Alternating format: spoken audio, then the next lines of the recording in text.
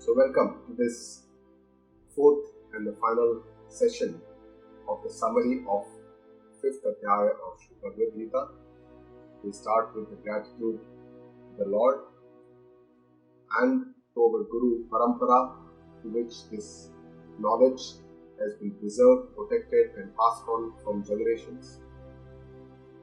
I pay my tributes and respects to Guruji, Pujya Sri Guruma, with whose grace I am able to learn these scriptures and pass on this understanding with you all. Om Sahana Bhavatu Sahanau Bhunaktu Sahaviryam Karvavahai Tejasvinavaditamastu Ma Vidvishavahai. Om Shanti Shanti Shanti.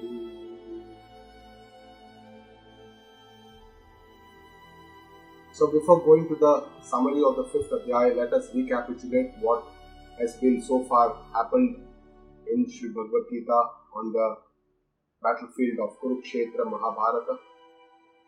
In the first Adhyaya, Arjuna came to fight this war with a lot of courage, strength and positive energy. However, when he asked Shri Krishna to take his chariot to the center of the battlefield, when he saw his relatives in front of him, he developed his mamakar, mamatva, moha. And this was the root cause of how he became confused, how he came under stress. He had a stress response and he could not see, he could not understand what needs to be done, what should be done, what should not be done. He became confused. And then he becomes a disciple of Shri Krishna. In the second Adhyaya, in the 7th shloka, when he says, Shishyastveham Shadimam Tvam Prapannam, and he becomes a disciple of Shri Krishna. The second Adhyaya, from the 11th shloka, Ashotyanan Vashochastvam, Shri Krishna gives the Atmajnana Updesha to Arjuna. And then from the 31st shloka starts the Karma Yoga part, 47th and the 48th shloka.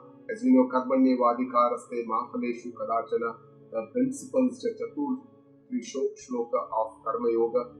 And then finally, after Arjuna's question about Sthita Prajna, he starts the Sthita Prajna Takarana from 54th shloka till the 72nd shloka. He talks about what is the ultimate goal, how is that wise person who is enlightened, who is Gnani, how does he behave, what is his understanding.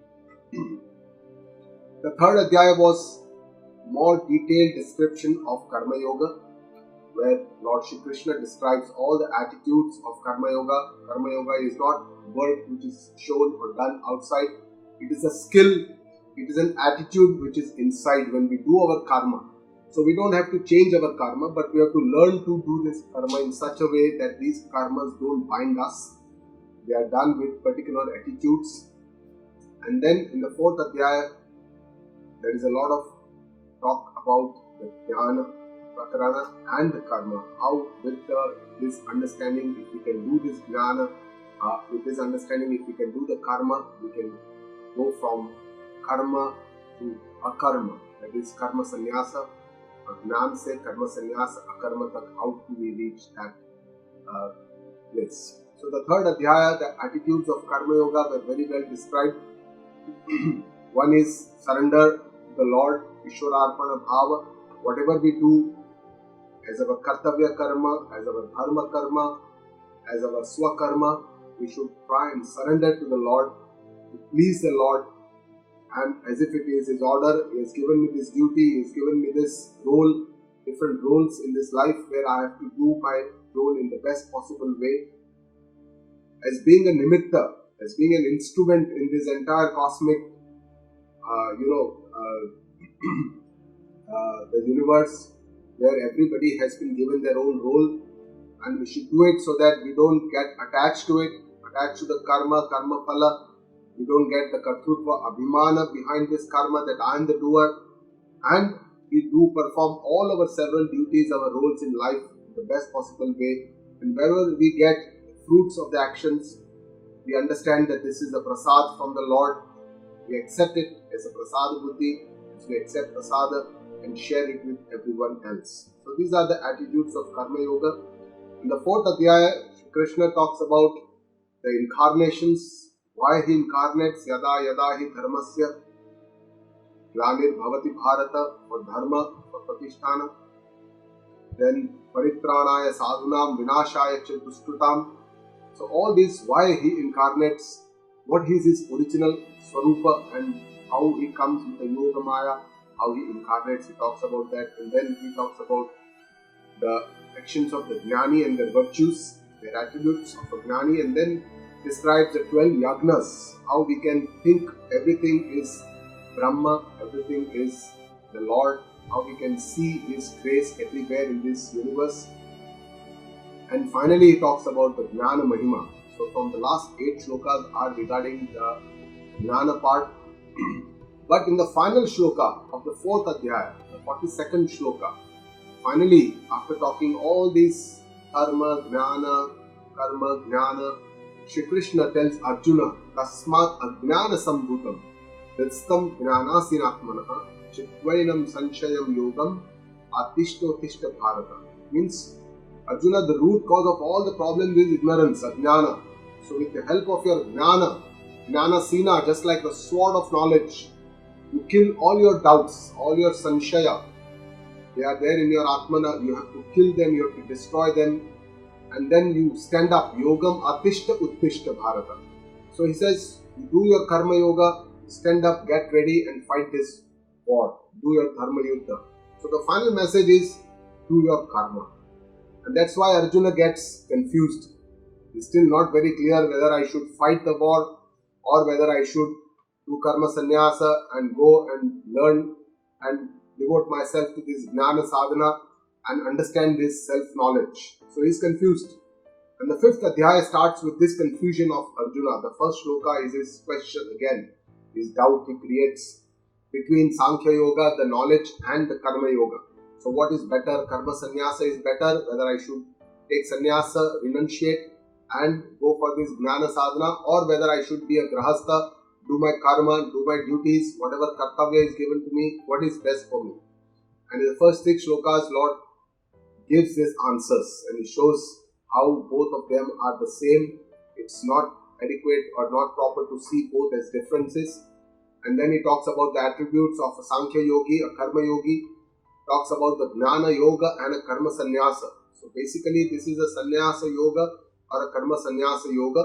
And finally the 3 shlokas are related to Dhyana, meditation.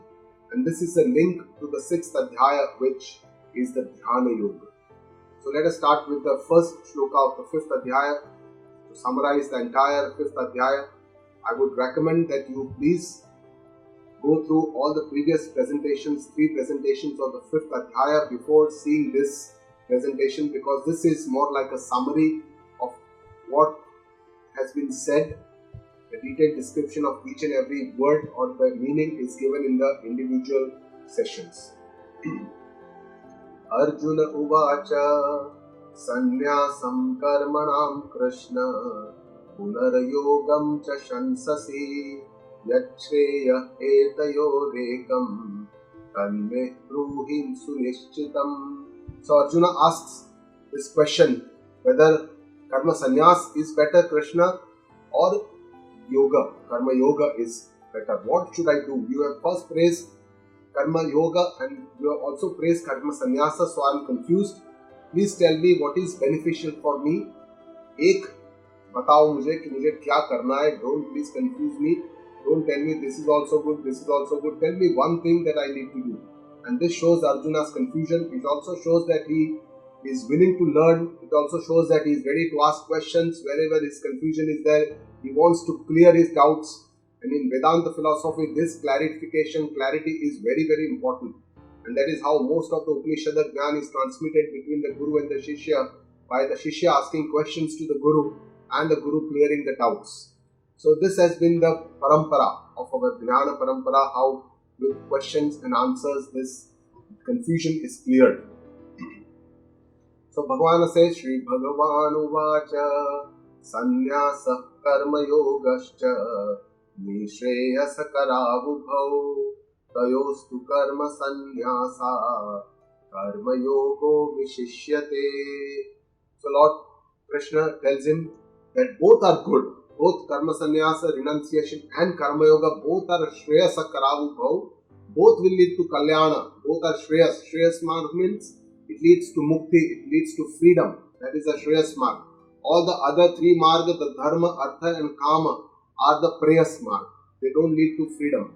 If one wants complete freedom from all these worldly miseries, then one needs to take the shreyas marg, which is the shreya marga, which is the kalyana marga. So he says, Shri Krishna says, both karma sannyasa and karma yoga, both will lead to shreyasa, both will lead to your upliftment, both will lead to your betterment, you will be able to achieve your ultimate goal. But out of the two, he says, karma sannyasa, karma yoga vishishyate. Karma yoga is better. He says it is superior than renunciation of actions. So here in Gita Ji, karma yoga is always praised because the adhikari is the Arjuna, and through Arjuna all of us, most of us are adhikari for karma yoga because we are all engrossed in our actions day in and out, every moment. We do a lot of karma, all different types of nimitta karma, naimittika karma, all the different kinds of karma we have to do, kartavya karma. And that's why for us karma yoga is the most sulabha. Sulabha means sarala, easier path for achieving the divinity, rather than going through the sannyasa marg, which is a more difficult marg for the person who is not yet matured. So based on the adhikarikva, Lord Krishna says here that karma yoga is vishishyate, it is a better for you than karma sannyasa, so it's better you do karma yoga.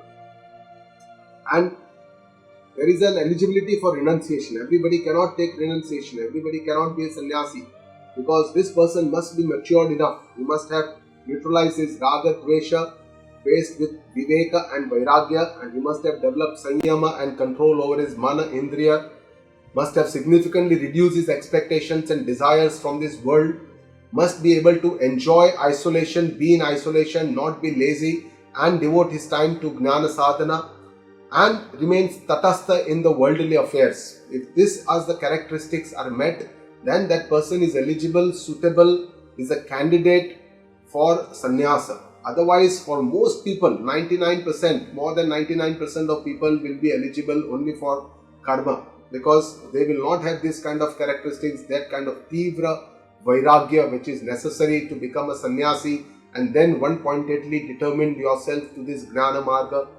It will not be possible for most people, and that's why karma yoga is a much easier part, because in living in this world, in this pravrutti, we will have a lot of experiences, and through these experiences, the way we conduct ourselves, the way we work, the way we do our karma, the attitude with which we come above this dvandva, samatva, achieve samatva, and neutralize our raga, dvesha, that will help us. So these are the eligibility for sannyasa.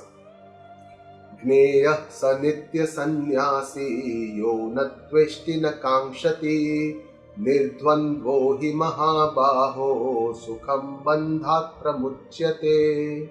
So he says here that praises and equates karma yogi and sannyasi, and says that a person who does not have strong raga dvesha, know that he is a nitya sannyasi, he is a ever sannyasi. So he talks about karma yogi and equates him to a sannyasi, and he says nirdvandvohi sukham bandhat pramuchyate. By getting above his strong likes and dislikes, raga dvesha, remaining in samatva, having titiksha, he gets an eternal bliss. So he says that a karma yogi, when he practices karma yoga and becomes nirdvandva, means is not affected by too many dualities of the world like mana, apmana, sukha, dukkha, raga, dvesha, all these dualities don't affect him, then he is the person who is a ever sannyasi, is a nitya sannyasi, and he is the person who gets sukham, bandhat pramuchyate, gets eternal bliss. So he equates and praises karma yoga and karma sannyasa. And then says, Sankhya yoga pruthak bala pravadanti na panditaha ekamapyastita samyaga ubhayor vindate phalam. He says it's the right understanding which is important.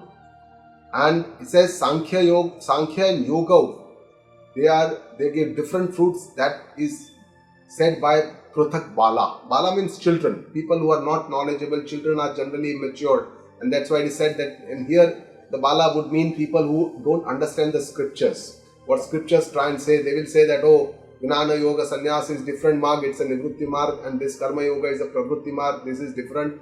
Here, these are both are at loggerheads. They both are opposite to each other. This kind of understanding is by immature people, not by Panditaha. Panditaha, knowledgeable people, don't think like this. Ekam apyastita ubhayo vindate phalam. One is determined on one path. Then for both, the final result is the same. You have to choose the one path and be determined on the one path. May it be karma or may it be jnana. So in our scriptures, it is said that even while you are in the pravrutti dharma, you are in the home, you have not taken sannyasa, but you can still, from karma, you can go to jnana and reach your ultimate target or ultimate goal of life. So jnana is the ultimate way or the ultimate window towards moksha or complete freedom. And to reach this, you can take the karma path or you can take the sannyasa path. Both these paths, the jnana sadhana is common, and the phala, the final fruits, moksha, jnana, say moksha, that is the same. So it's the right vision is that both these are not divergent paths, but both the paths actually meet again and they lead to jnana and moksha. Yat sankhya prapyate sthanam tadyogairapi gamyate ekam sankhyam cha yogam cha yah pashyati sapashyati. So he says, what is the true vision? The true vision, he says, the goal is that jnana will lead to moksha. So yat sankhya prapyate sthanam, the state or the place where jnana will take you, the same state can be achieved by karma yoga. So both of them will lead to your same place ultimately. Both look like the different paths, but actually they will merge and they will become one finally. Ekam sankhyam cha yogam cha yah pashyati sapashyati. So one who knows very well that knowledge and karma yoga, sankhya and karma yoga, both achieve the same state, same destination. He is the person who has a true vision. He knows truly. So yah pashyati sa pashyati. What you can truly see is this is what is the truly the vision. That's what Lord Krishna says, that both of these are not divergent paths. Both of these will ultimately merge and lead to your same destination. Sanyasastu mahabaho dukkhamaptuma yogataha yoga yukto munir brahma nachirena adhigacchati. So here Lord Krishna says that if somebody takes immature karma tyaga or karma sannyasa, then it can be very painful. It can be really be miserable. Ayogataha, somebody who has not practiced karma yoga, one who has not practiced karma yoga, if he takes sannyasa, renunciates, then it is dukkham aptum. It gives a lot of pain and misery because he does not enjoy isolation, wants a lot of company, wants people, wants relationship, is lazy, is not able to devote all his energies towards shastra, abhyasa, atmajnana, is not able to do guru seva, then for that person sannyasa is useless. Yoga yukta muni brahma nachirena adhigacchati. But a muni, yoga yukta, who practices karma yoga, is a muni, is mananashila, his mind is completely devoted towards the Almighty, divine, and he practices karma yoga even while he stays in the house and the home, and then he purifies himself and shuddhi karne ke baad he achieves atmajnana and he achieves liberation without any time. So it takes time for a karma yogi to purify his inner self. Antakarana shuddhi takes a very long time. In the sadhana, in the spiritual journey, the stages are that first we have to get from karma, we have to become karma yogi by the right understanding which is necessary. That is the first part. Second part is from karma yogi we have to go to the next level, that is the antakarana shuddhi, which is essential. By doing karma yoga, bhakti yoga, dhyana yoga, we have to purify our inner self. That is the next step. And once the antakarana is shuddha, after sadhan chatushya sampatti, viveka, vairagya, shama, adi, shat sampatti and mumukshu, all these have been done and antakarana has become shuddha, inner self has been purified. Then the next step is to get the jnana sadhana, shravana, manana and nididhyasana to reach the ultimate atmajnana, to nivrutta, to relinquish the ajnana, moha and achieve moksha. So this is the entire journey. And in this journey, the maximum time it takes is to achieve this Antakarana Shuddhi. Once Antakarana is Shuddha, Atmagnan does not take a long time. That is what Lord Krishna is saying here. Achirena Gacchati. Adhigacchati means it doesn't take much time. Immediately he will achieve liberation or moksha. So it's not that a Karma Yogi immediately achieves moksha. That is not the meaning. The meaning is that Karma Yogi takes a very long time to achieve Antakarana Shuddhi. But once Antakarana Shuddhi happens, the moksha is in no time. So in this shloka, Lord Krishna talks about the link from Karma Yoga to self-knowledge. How we can go from the sadhana, with the help of these sadhana, how we can achieve the sadhya or the goal of our life. It says, Yoga Yukto Vishuddhatma Vijitatma Jitendriyaha Sarva Bhutatma Bhutatma Kurvannapi na Lipyate. So it says, Yoga Yukto Vishuddhatma. So person who practices Karma Yoga, that is the main purpose of doing Karma Yoga, that he purifies his inner mind. Because with the attitudes of Karma Yoga, his Raga, Dvesha, all his vices, Kamana, Krodh, all the vices will be gradually dissolved, and he purifies his inner mind, because that is very important to achieve any kind of knowledge. Vijitatma, Vishuddhatma becomes Vijitatma. Vijitatma Bhavati means he achieves a victory over his inner self, because he develops a control over his mind, his senses, his intellect, and his buddhi becomes sthir, one-pointed, and he develops this, and this victory is the true victory for true success for any person. And this person is called Jitendriya, because he has achieved this control over his inner self with his own senses, because Indriya are the most chanchala, and Indriya creates all the problems, and that's why the mana remains disturbed, chanchala. So that's why this control of our own self occurs with our own mind over our Indriya. And this person becomes Sarva Bhutatma Bhutatma Bhavati, means that he sees oneness everywhere. He sees the same consciousness, the eternal, the cosmic consciousness everywhere, and that is the ultimate knowledge that he develops. That he himself is the soul of everything, he himself is a part of this cosmic consciousness, and he sees oneness out of all the differences or the multitudes of forms and shapes. He can see the one Adhisthana or Chaitanya. So that is the knowledge that he achieves.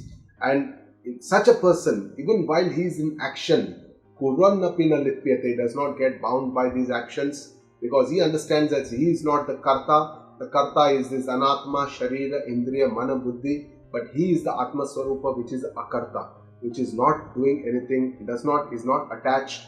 This he can see very clearly, and with this is a result of this Atma Jnana, that he, in spite of living in this world, doing all the actions, does not get attached or bonded to any of his actions.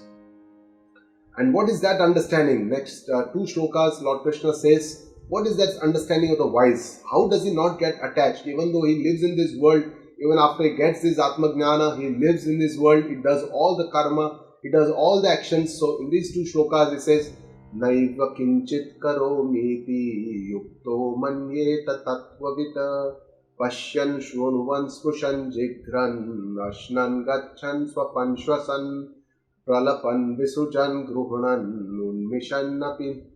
unmishan nimishannapi indriyatheshu vartanta iti dharayan. So he says, he uses two words, yukta and tattvavita. Both are these words are used for the wise person. And what is his understanding? He says, while doing all these activities, actions, he uses his Jnanendriya to see, to listen, for touching, for smelling, all these Jnanendriyas. He uses all his Karma Indriyas for eating, walking, sleeping, breathing, all his voluntary as well as involuntary actions like speaking, purgating, accepting, opening eyes, closing eyes. All these actions, while he does, he believes that Indriyani Indriyartheshu Vartanta iti Dharayam. He firmly understands that this is all that the sense organs, Indriya ke arth mein jate hai, contact hota hai, means that this is all happening in the Anatma Kshetra, and I am not doing anything. Naiva kinchit karomiti. I am not doing anything, I am Anatma, and that is his clear understanding. So with this understanding, it does not get attached to the karma.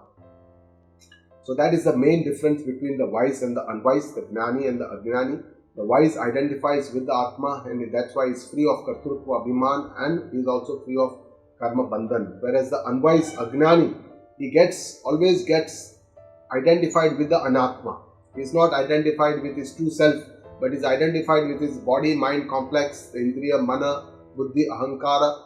And with this, whenever he does action, he does it with a lot of Ahankara, pride, Kartrutva, Bhavana, and this results in the bondage of the karma. So that is the main bondage of the karma.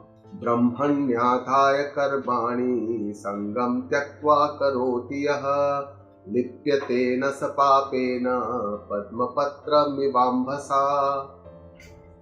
So in this shloka, Lord Krishna talks about the different aspects of karma yoga. Again talks about the attitudes of karma yoga, and he says this person who does his karma, who does his actions with a surrender, Brahmani adhaya yaha karmani, surrenders all actions to the Lord, that is the Ishvara Arpana Bhavana. Second is Sangam Tyaktva Karotiha, and performs all actions without getting bound to the fruits or karma phala, and accepts all the karma phala as prasada buddhi, that the fruits are like prasada. Whatever comes to him, whether he likes it or does not like it, he accepts all the situations, all the actions, all the fruits of the actions of karma phala, he accepts this. Nipyatena sapapena, does not get bound to any sins and lives like a lotus leaf lives in water. Padma patram ivambasa means lotus leaf lives in the water but does not get wet, neither it subsists on water but does not get affected by water at all. Even if you put a drop of water on the lotus leaf, it will just fall off and it does not affect the lotus leaf. So lotus leaf lives like that, and similarly a wise person lives like that. He lives in this sansara which is full of karma, this jagata which is where everybody is involved in that karma, but he lives in such a way like a lotus leaf lives in water. So here he says Abhiman, the Kartrutva, the pride, and Asakti towards the karma phala, these are the two biggest problems. The Kartrutva Abhiman can be reduced by doing Ishwararpana Bhavana and Nimitta Bhavana, whereas Asakti and attachment to the karma phala can be relieved by accepting the prasada, karma phala as a prasada buddhi. So with these attitudes, if we live, then this will not bind us. Kayena manasa buddhya kevalairindriyairapi yoginah karma kurvanti sangam tyaktvatma shuddhaye. So what is the main benefit of karma yoga? Lord Krishna says here, it is antakarana shuddhi, atma shuddhi is the main purpose of doing karma yoga. Karma yogi performs selfless action with his body, mind, intellect. Kevalai indriya repi means kevala indriya. Kevala indriya means it is the indriya without the raga dvesha, without the previous sanskara. If it works like this, then this person is able to do all his karma without getting attached to the Sangam Tyaktva, without getting attached to the fruits of the action, and the purpose is mainly for Atma Shuddhi. So Atma Antakarana Shuddhi or purification of the inner mind, which is the most important prerequisite for achieving self-knowledge. Atma Jnana cannot come without Antakarana Shuddhi. It is what is said by Upanishada that only there is Shuddhi, because Shuddhi is very, very important. Unless there is Shuddhi, this kind of understanding, this kind of thinking, this kind of understanding or knowledge cannot be assimilated. So, Atma Jnana can only come if there is inner purification, and inner purification can only happen if we have practiced Karma Yoga. So, this is the link that from Karma to Karma Yoga, Antakarana Shuddhi, and along with Karma, of course, Karma done with a real Karma Yoga attitude is a Bhakti. So, Ishwara Arpana Bhav, Prasad Buddhi is part of Bhakti. So karma and bhakti are taken together. That karma, bhakti both are important, and then this will lead us to the purification of our mind and then ultimately to Atma Jnana. So what is the difference between wise and the unwise? We have already seen this, that wise is free from Kartrutva, is firmly established in the Akarta Atma Swarupa, is not bound to karma phala, and that's how he is liberated from this karma phala sansara chakra. Whereas the unwise falsely identifies with his body mind complex, thus pride, asakti, mithya abhimana, and gets bound to the karma, sukha, dukkha, rupa, sansara, gets bound and remains in this and keeps coming back again and again. Yuktah karma phalam tyaktva shanti mapnoti naishthikam Ayuktah karma karena phale sakto nibadhyate. So here Lord Krishna talks about two persons, Yukta and Ayukta. And this is one word he loves, Yukta. Yukta karma phalam tyaktva. With awareness, the karma yogi renounces all the results or the fruits of action. And what does it get? What does it benefit? How does it benefit out of it?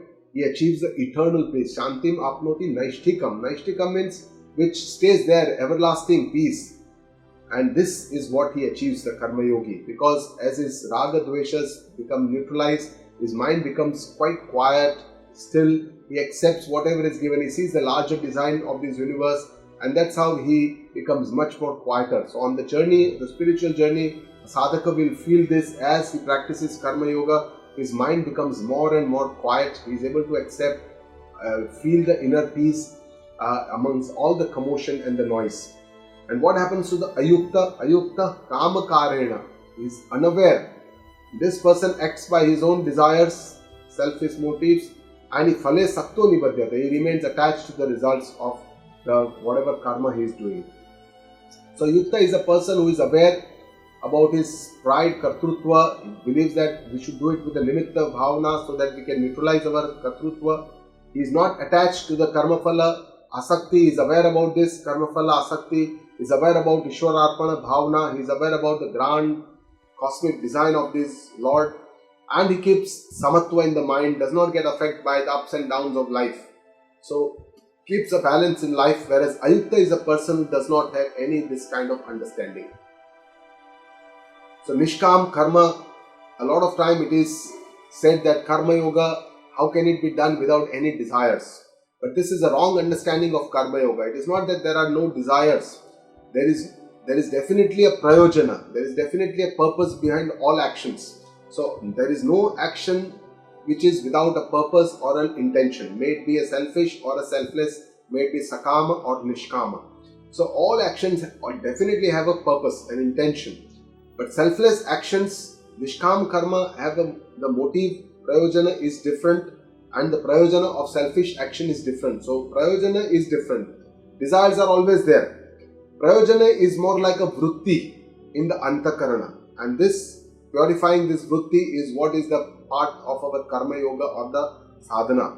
So ultimately the idea is to go from the tamasic vrittis to the more rajasic vrittis and then elevate and improve them to more sattvic vrittis, spend our time in more sattvic karma, satkarma, sadbhavana, and then finally leave all these desires and achieve the divinity. So that is the ultimate goal of our sadhana. Sarva karmani manasa sannasyaste sukham vashi navatvare pure dehi naiva purvanna karayan. So now the pure Atmagnana part starts, where Lord Krishna says a person who is a vashi. Vashi means who has his inner mind under control, vasha, where his mind and senses are under his control. This person, sarva karmani manasa sannyasa, renouncing all actions by his mind, intellect, by his knowledge, understanding. He lives in this body which has 9 gates, navat dware pure dehi. So there are 7 gates on the face and there are 2 other gates of excretion. So there are total 9 gates, and it is said that this body is like a pura. Pura means nagara. Nagara is a city with 9 gates. And this person, the Dehi, the Atma or the Jiva, the Jivatma, he feels that he is the person who lives in this body and he is not doing anything, he is not getting anything done. So neither he has Kartrutva nor he has Karayitrutva. Means he does not do anything, he does not get anything done by anybody. He is not that because of the Atma, the Anatma is doing. It's only the presence of the Atma that makes the Anatma Chaitanya. So that is what is the understanding of the Vedanta. That Atma is the Akarta Swarupa, Anatma is where all the karma happens, and there is no Sangha between the two. Both are Asanga. Atma is completely Asanga from the Anatma. But it's only in the presence of the Atma and this consciousness, this Chaitanya, that the Anatma gets illuminated, gets the life, gets the energy, and does everything. So all this karma, though they are done in Anatma, they are done because of the Atma, but there is Atma is completely Asanga.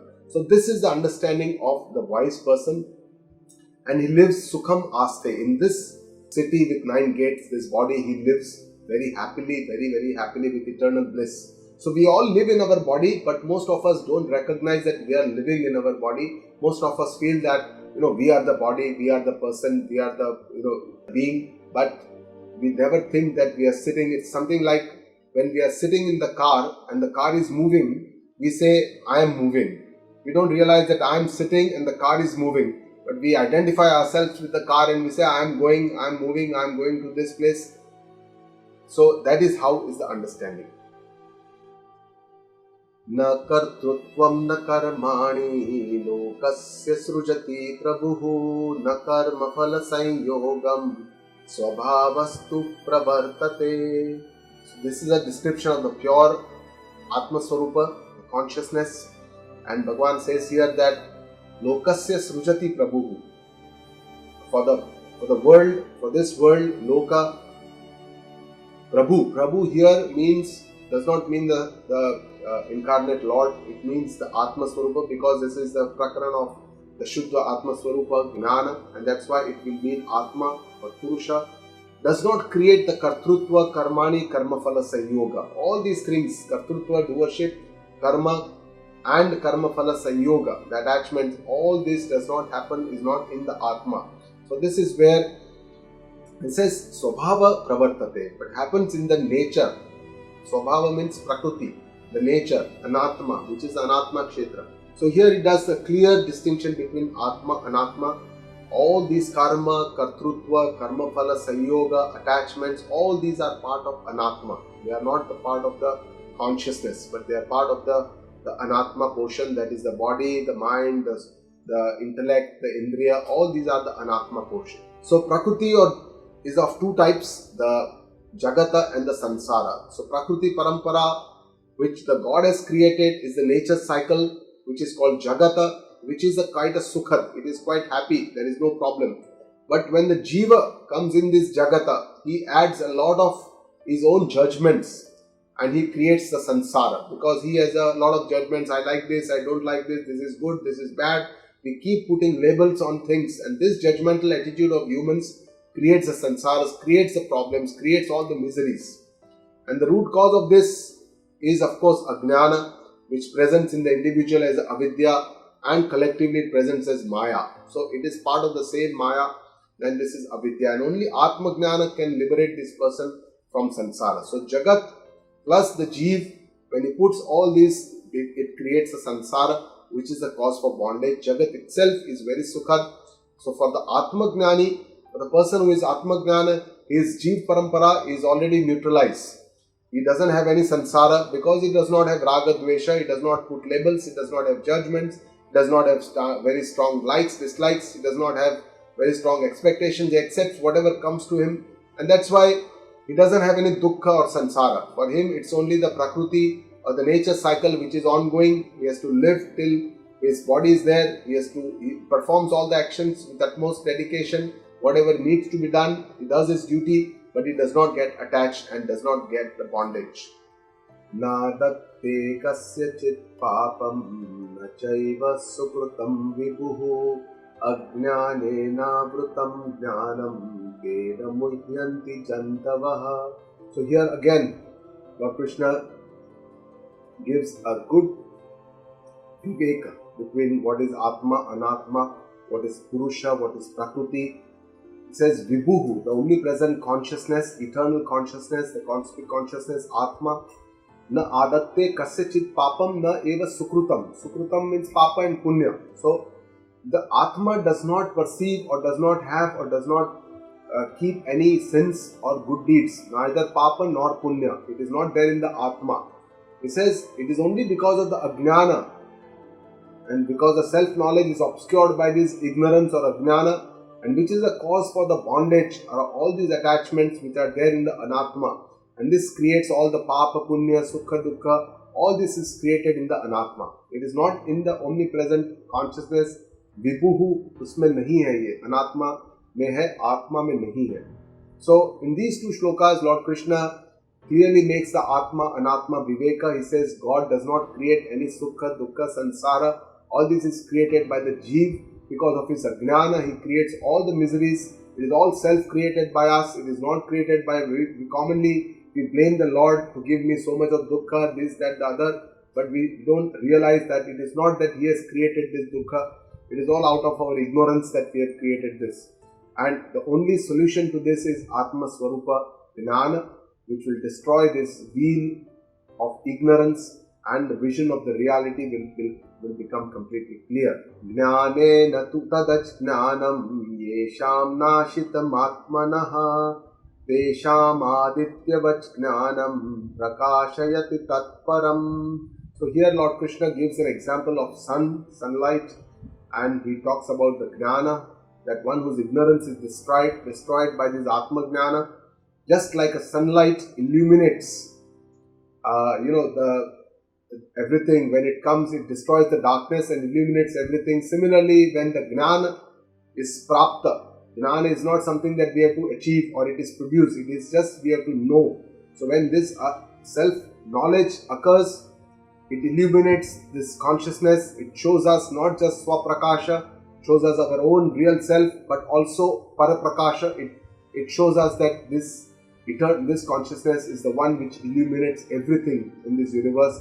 It is a part of the eternal consciousness. So this Brahmagnan, this Atmagnan is possible. So karma and jnana, these are the two main subjects of all these 3rd, 4th and the 5th adhyaya.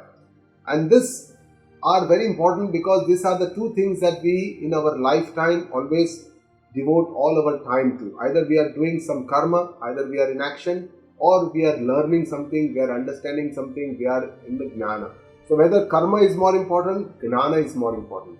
Jnana can be thought of as something like a theory, part of the knowledge, whereas karma is the practical part of the knowledge. So this is the theory, understanding, and karma is the practice. Now which one is more important? The theory is more important or the practice is more important? In a sense, both are important. Both are interrelated to each other. One does one karma without the understanding, ajnana, jnana ke bina, that is disaster.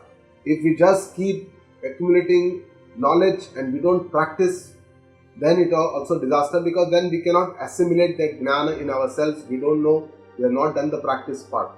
So karma basically has the power to change an object. Karma, if we do, we may either create our object. By doing some creativity, we can change an object, we can put some colors on or put a painting, change the object, or we can destroy something by doing karma. So it basically has a power to change, create a change in the outer objects. That is the karma. Whereas the knowledge does not have this power, because knowledge is only, it illuminates the object.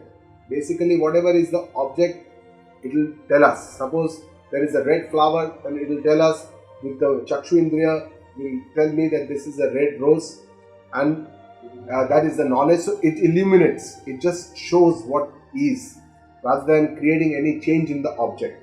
So karma is something that we need to do. Knowledge is something we need to know inside, and both these are important.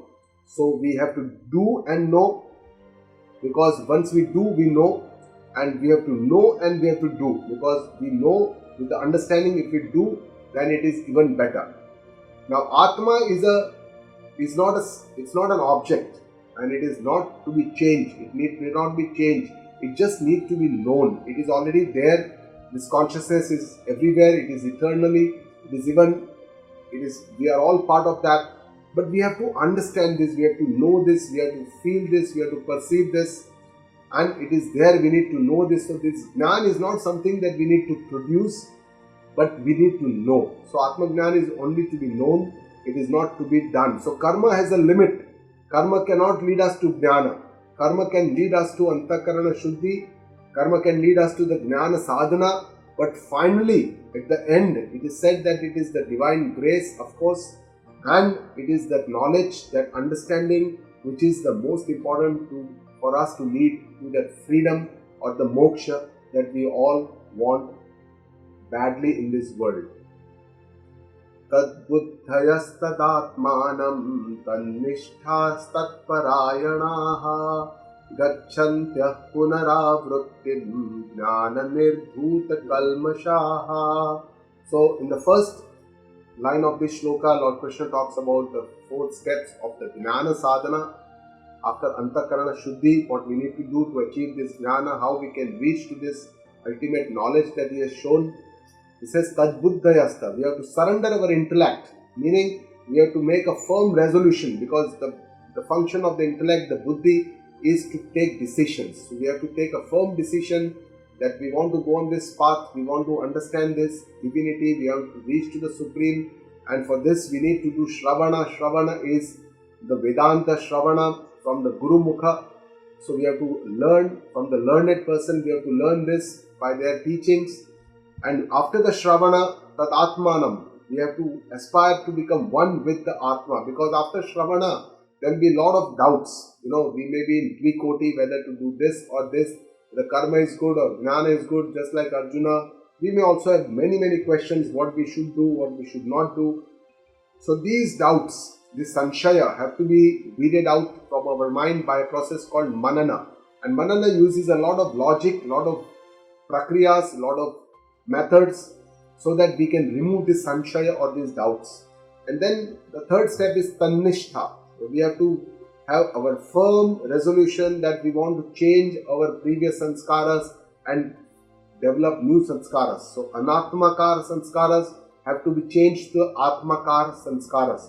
And this is a gradual process. It takes years, sometimes lifetimes, many lives to change this, because the old sanskaras are very dradha, very strong, and to change this, it's a sadhana. We have to do this continuously. And Bhagavan says in the 6th Adhyaya, Shanaihi Uparamet, only gradually the change will happen. It does not happen overnight. It will happen very gradually, and this is done by a process of meditation called Nididhyasana, which is a Vedantic meditation. So we'll come to that in the 6th Adhyaya, because the 6th Adhyaya talks all about this Nididhyasana and Vedantic meditation. And finally, one has to be Parayana, completely devoted.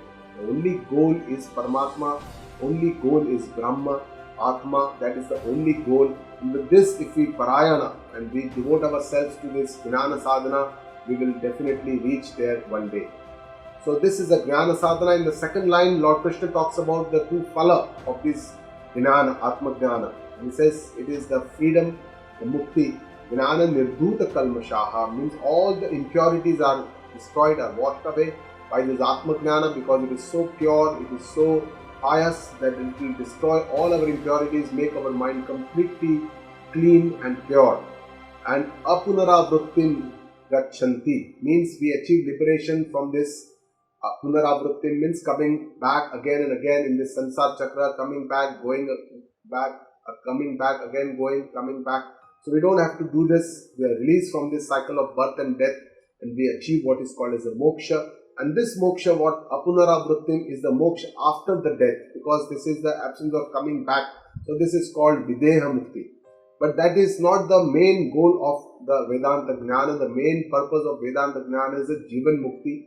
In this very life, in this very Jivana, we get complete freedom from all the pains, miseries, bondages that we feel, we have, we perceive. And with this knowledge, we can have an eternal bliss, eternal happiness, and that is the real mukti, that is the Jivan Mukti. And after Jivan Mukti, when the body does not remain, then it leads to Videha Mukti. So this is the Jnana Phala, or the fruits of the action of this Jnana. What is the real purpose of this Jnana? And once this Jnana is obtained, what happens? What is the drashti of the wise people after the Atma Jnana? He says, Vidya Vinaya Sampanne Brahmane Gavi Hastini Shuni Chaiva Shvapakescha Pandita Samadarshinaha. So Lord Krishna says here that this wise person becomes Samadarshinaha. Pandita, the wise people, they see oneness everywhere. They will see the oneness between the Vidya Vinaya Sampanne Brahmana, who is wise and humble. Gavi means a cow, and Hastini means an elephant. Shuni is a dog, and Shvapake is an outcast or a chandala. So in all these are all of different guna. Brahmana is called a sattvic guna, Gavi, Hastini are rajasic, whereas Shuni and Shvapaka are the tamasic. So in all these, The wise person has a samatvi drashti, he sees the sameness, samatva. And our Guruji says samatva is a sadhana because it's part of the journey, but it also the goal, because once we reach that, our drashti, sama, Brahma is also sama. That is what Lord Krishna will say in the next shloka. So samatta or equipoise or oneness, seeing one in all, how this person, this wise person can see oneness in all these Brahmana, cow, dog, elephant. I mean, how is this possible to see oneness? That is a question that will come. Now for the aspirant, it will be by practice, by some kind of a pursuit that we need to achieve this. But for the sadhak, for the sadhya, the accomplished yogi, it will be sahaj, it will be very natural. For the unwise, because of the raga dvesha, we see all the differences because our drashti is on the forms and the shapes. Whereas the wise does not have this raga dvesha and is able to see the divinity which is. So behind this, what is this adhishthana or the divinity, that almighty which is there? We very commonly say God lives in us as antaryami. So if we can see this divinity in everyone, in every moment, in every self, in everywhere, in every kan, in every kshan, then that person sees this oneness in all these differences. And that depends on our own vision to see whether we can see the oneness or we can see the discriminations of all these forms and shapes in this world. So it depends on our own vision. Ihaiva tairjita sargo yesham samya sthitam manaha nirdosham hi samam brahma tasmad brahmani te sthitaha. So here Lord Krishna says what is the goal of human life. It is to achieve this samatva darshana, Brahma, because Brahma is sama, that's what he says. Brahma is nirdosha and Brahma is sama. He says, Iha evate jitah sargaha. So they have truly won this world. Here only, ihaiva jitah sargaha. This world has been won. So this victory of these people, by whom? For the people whose mind is firmly established in this one Samaswarupa Brahma. So that is the real victory. He says in this life, if somebody has seen this Samaswarupa Brahma, and because Brahma is Nirdosha and Sama, that is the true Swarupa of Brahma. It is Nirdosha, it does not have any dosha, and it is a Samaswarupa, it is Samatva, it is same everywhere. There is no ups and downs or differences that this is better, this is not better. This is here the Brahma is more, here the Brahma is less. There is no such differences. It is the same everywhere. Tasmate Brahmani sthitaha means that is the person who has already is one with this established in Samatva, is rooted in Brahma. So a person who is rooted in Brahma, he is rooted in Samatva. Somebody who is rooted in Samatva is rooted in Brahma, because Brahma is Sama and Brahma is Nirdosha. That is what Lord Krishna says here. So this is a true vision. It is Sarvatra Samadarshana, Sarvatra Samatva Darshana. That is a true victory over oneself. And it is the inner engineering that we need to do. That is the part of our Adhyatmic sadhana. We have to keep on changing our own mind, our own beliefs, our own thoughts, our own understanding. And we have to make sure that we don't get affected by too much of worldly situations, because ultimately it will not give us any eternal bliss. But for the seeker, it is the part of the journey, and we must not give too much importance to these worldly objects. The Gita Ji also talks about Samatva, and the message of Gita Ji, the central message is to be in this Samatva. An entire spiritual journey is also to achieve this balance in our own self and to avoid the ups and downs or the ups and downs of life, and all acceptance on all these ups and downs. So outer world keeps changing, which is not under my control, whereas my own mind is under my control, and I can decide to keep it calm, sama, in the midst of this chaos. And that's why the entire spiritual journey is to work on our own mind. My goal is my peace of mind. It is my responsibility. It cannot be somebody else's responsibility. So there are several attitudes to achieve this samatva: by being proactive, acceptance of any result, looking for long-term solutions, adverse situations, asking for help, firm resolve to keep our peace of mind at any cost. And samatva does not mean that we become emotionless, but we have to learn to manage our emotions. And samatva teaches us that we can remain in the now without any tensions, stresses of the past or of the future.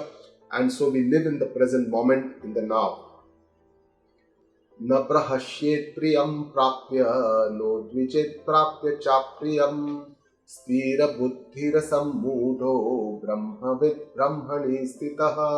So here Lord Krishna talks about sthira buddhi, person who is intellect, is focused on one, and asammudha, person who has no attachments. How he lives, he does not get too elated, neither he gets very upset whenever he gets something or he does not get something, but he remains firmly established in this Atma Jnana, which is Sama Swarupa, Brahma. Brahma and Atma is almost the same. It's the same in Vedanta. Atma is the consciousness, and an eternal universal consciousness is called as Brahma in Vedanta. So both are synonymous words. So this is what Lord Krishna says, and that this is the part of the sadhana, to see the oneness in all the differences and to lead us to Purna Samatva, and that is from sadhaka we have to go towards becoming a Jnani. So Sthira Buddhi is a person who has determined intellect. My responsibility is mine to make sure that my goal is clearly established, what is the purpose of my life, and every moment of my life I must commit to this goal, for the higher goal that I need to achieve, and try to assimilate whatever I've learned in my life, in my own life. So we should not think that the Adhyatmic life or the Adhyatmic sadhana is different and the worldly sadhana or the worldly life is different. These are not two paths. Whatever I learned on the Adhyatmic or the spiritual side, I have to assimilate and put it into the practice in the life, and that's how we have to make this merge, both these lives, make it one, and that is the goal. So this is where I have to use my intellect. I must be clearly understand this. And asammudha means a person who does not have any attachment. We must understand that it is the moha that dilutes our vision, and how this moha works.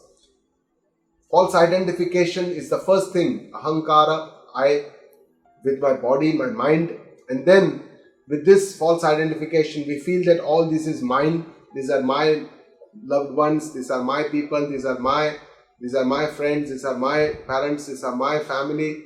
This mamakara, and this, the root cause of this moha is ajnana. False identification is our body-mind complex, and it is a self-knowledge which destroys this moha and makes us asammudha.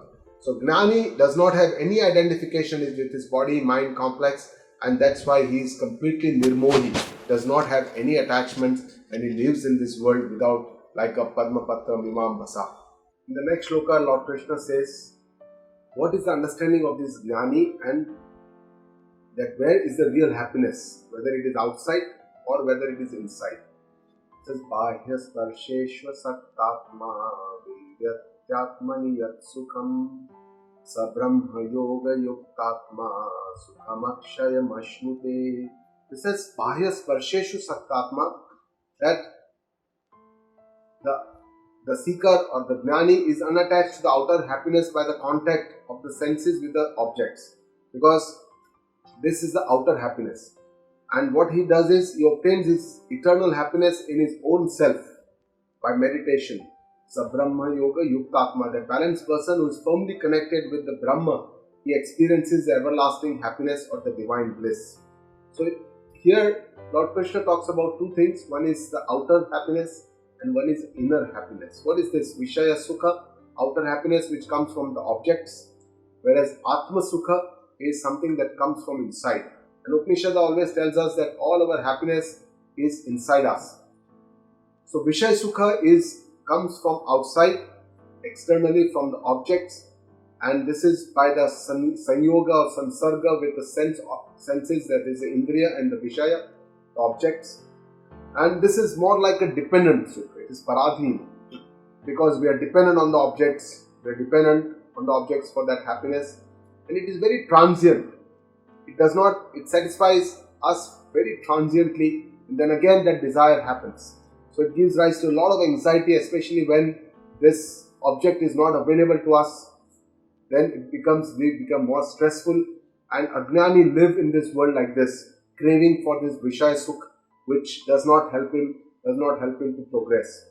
And it is, according to Vedanta, it's a trushna, it's an illusion that the sukha comes from outside objects. Brahma Sukha or Atma Sukha is a Sukha that we experience within. inside in our own self.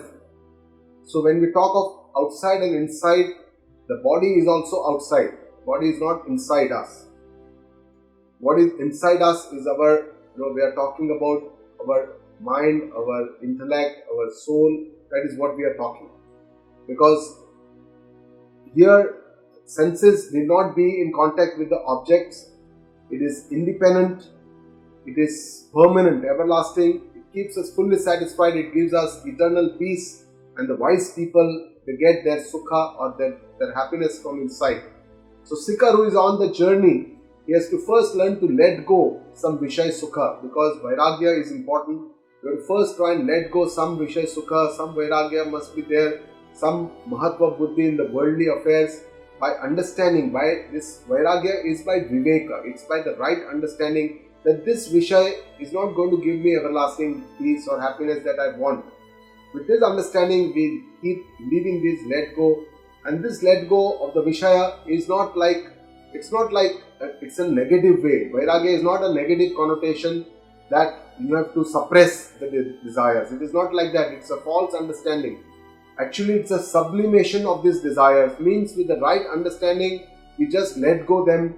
We understand that this is not important for me, or my goal is different in life, and that's how we let go this. So that is how we have to let go. That is the kind of Vairagya that Vedanta talks about. And only then we will try to understand, we will be able to sit in silence, we will be able to experience the inner bliss that we have. For this, the mind has to be very quiet, it has to be less chanchala, it has to be sthira.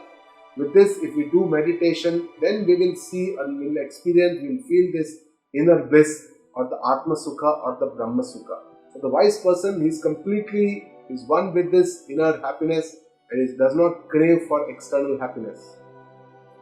Yehi sansparshaja bhoga dukkhayo nava evate adhyantavanta kaunteya nateshu ramate buddha.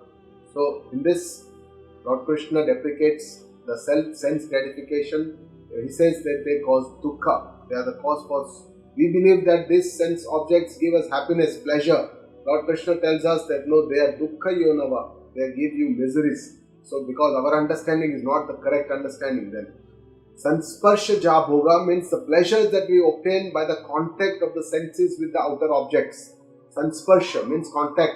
So contact of the indriya and the vishaya, whatever pleasures we obtain by this kind of sansparsha, these are the sense pleasures or the sense gratification, and they are the cause for miseries.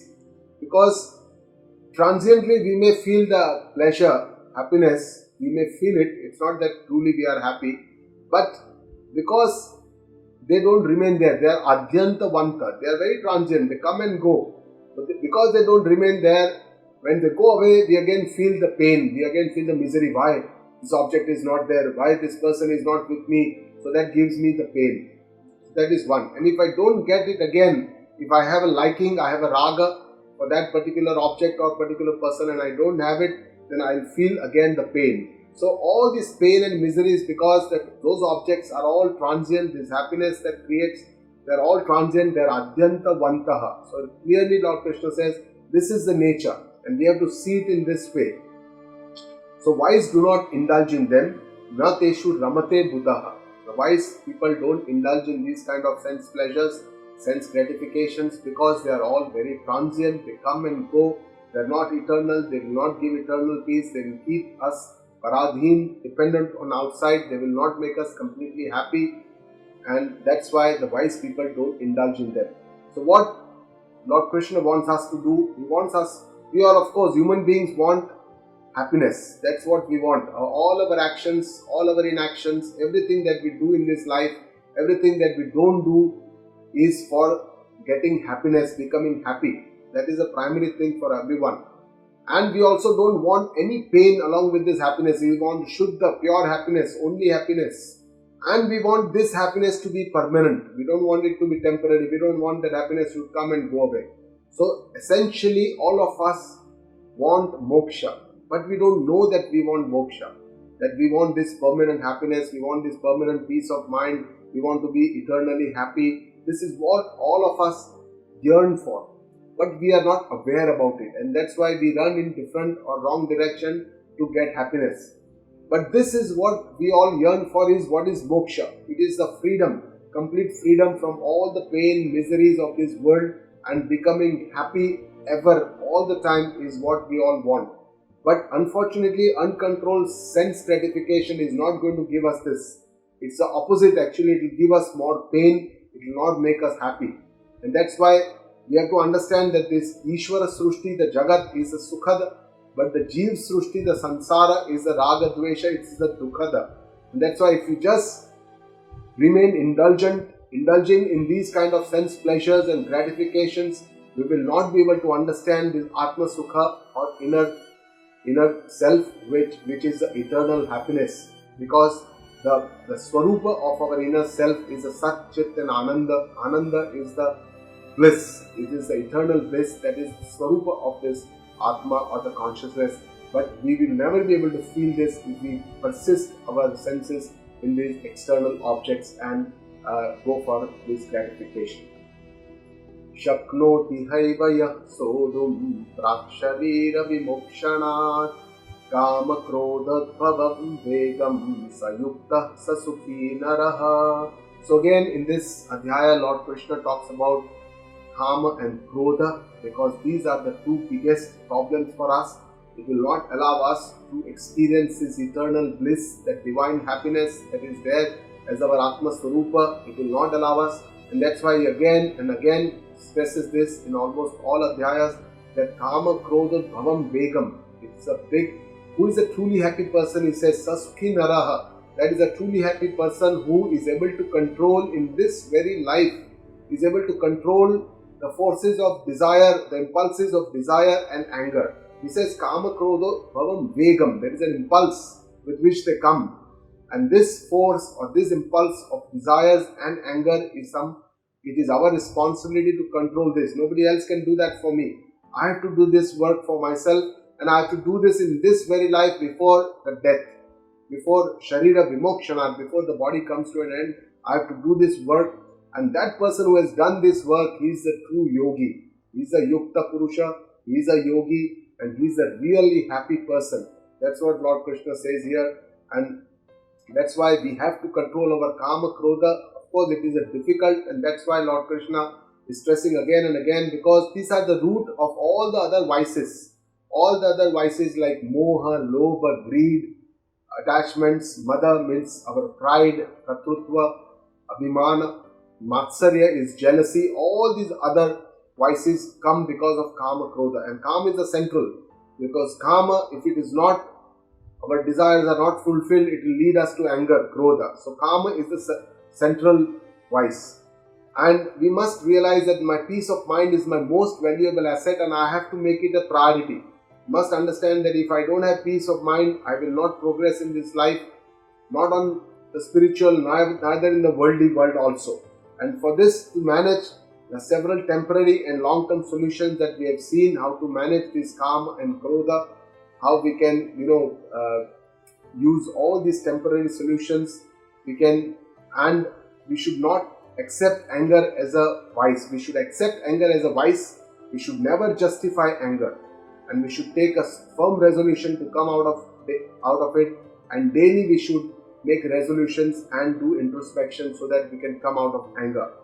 The permanent solution to destroy this Kama, Krodha, Vega is to see this oneness or Chaitanya, this Atma Swarupa, and with this understanding we forgive people. We look this world like a drama, an illusion of the Maya, and we must understand that each human being is conditioned by his own habits and behaves in his own sweet little way. I don't have any control over how others behave, and that's why I can only have control over how my mind works, and this is the place where I have to create the peace of my mind, and I must leave these desires. I must scrutinize my desires and see if they are really essential. If they are not essential, then let go them. And finally, one day I have to leave everything. All the desires, all the anger, everything has to be left. Then why not I start and leave living this my lifetime to achieve my peace of mind. And that's when our Guruji tells us that occasionally one can do an anger drama, as parents, as teachers, or as a good friend for the welfare of our children, students, or friend, where the anger can be under our control for a moment.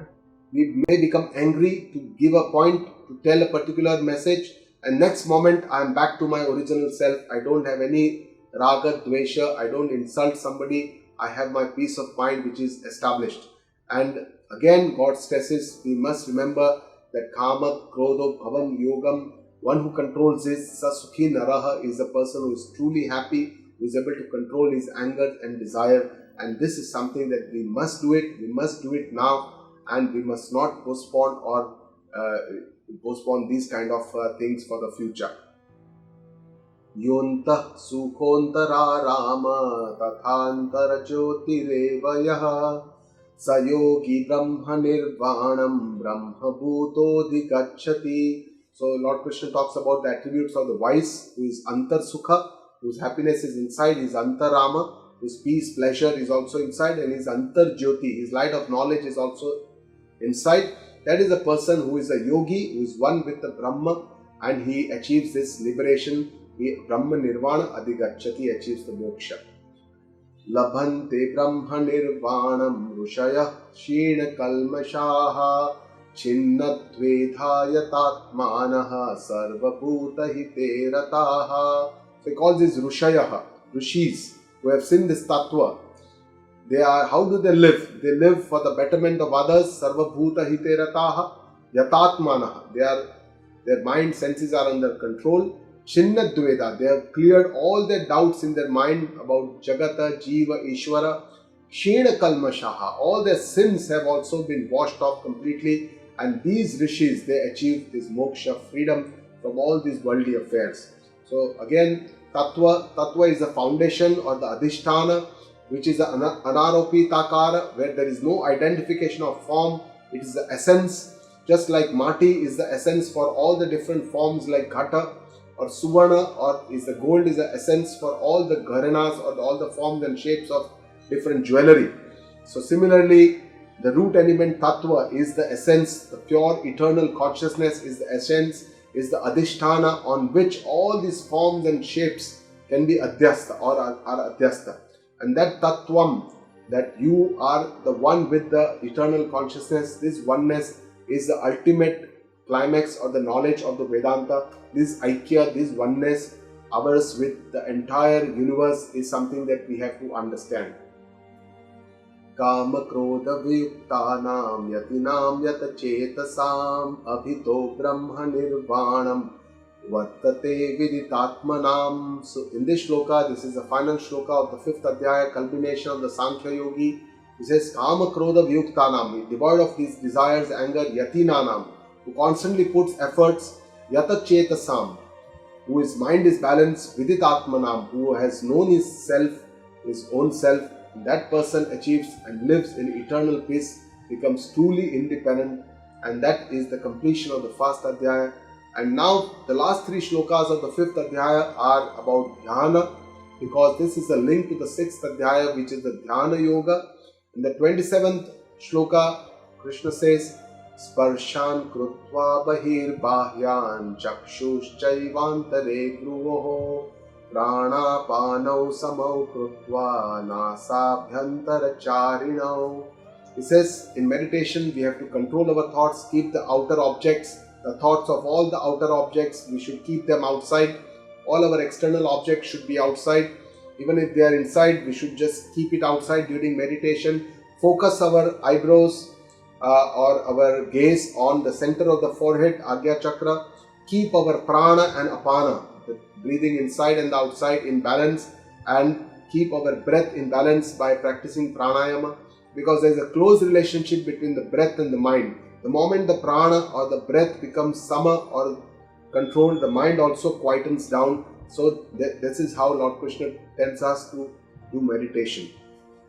Yatendriya mano buddhihi muni moksha parayanaha vigatechha bhaya krodho yah sada mukta eva saha. So it talks about the meditator, the dhyata, the one who does the meditation, what he should be, that person. It's like a muni, a mananashila person who uses his mind, intellect to attain the divinity, supreme knowledge. Yata Indriya Mana Buddhi. He keeps all these senses, mind and intellect under control. He is Moksha Parayana, whose goal of life is to become free from all these miseries. Vigata Ichha Bhaya Krodha. He has already let go of his desires, fears and anger, because if you have these desires, fear and anger, it will not allow us to do proper meditation. So this is the kind of a person who can come on this path of Dhyana Yoga and do meditation and become free, Mukta. You can become Sada Mukta. And this is the final shloka of the 5th Adhyaya.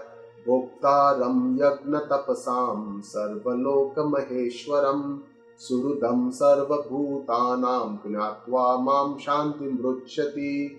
That is the Adhyaya Samapti, where Bhagavan shows his own Sopadik Swarupa, how he is there in this world. And he says, Bhoktaram Yagna Tapasam. He says, I am the Bhokta of all the Yagna and all the Tapa. So he is the Bhokta. He says, I am the Sarva Loka Maheshwaram. He is the Lord of all the beings, all the lokas. Surudam Sarva Bhutanam, and a friend. And of course, the nourisher, the protector of all the beings without any reciprocation, bhavana. And if somebody knows me in this way, that I am there universally in every moment, in every kshana, in every kana, in every particle, in every antaryatma, in every being, I am the Suruda, I am the Sarvaloka Maheshwaram, and the Bhokta, Karta of all this karma. Everything is through me. I am the giver, I am the nourisher, I am the survivor or everything. If somebody knows me in this way, he achieves eternal bliss, because he attains this Aikya and this Samadhi and attains me in my real form. That is the Sopadik Swarupa, because he is talking about the Karta Bhokta Swarupa of the Bhagavana, which is the Sopadik Swarupa. It is not the Nirupadik Satchit and the Ananda Akarta Swarupa, which is a different Swarupa of Bhagavan. So this is how, but he does not talk about the incarnate Swarupa here, because that's not his true Swarupa. According to Bhagavan, even his Sopadik Swarupa is not the incarnate. He doesn't talk about any of his incarnations, that this is my real Swarupa, because he says that his real Swarupa is not this incarnate Swarupa, but it is the Sopadik and the Nirupadik Swarupa, which we should meditate while we meditate on this. So with this we come to the end of the 5th Adhyaya. Om Tat Saditi Srimad Bhagavat Gitasu Upanishatsu Brahma Vidyayam Yoga Shastre Shri Krishna Arjuna Samvade Karma Sannyasa Yogo Nama Panchamodhyayaha. Sarva Dharman Parityajya Mamekam Sharanam Vraja Aham Tva Sarva Papebhyo Moksha Ishyami Ma Shuchaha. Om Gurur Brahma Gurur Vishnu Gurur Devo Maheshwara Gurur Sakshat Parah Brahma Tasmai Shri Guruve Namaha. Om Purnamada Purnamidam Purnat Purnamudachyate Purnasya Purnamadaya Purnameva Vashishyate. Om Shanti Shanti Shanti.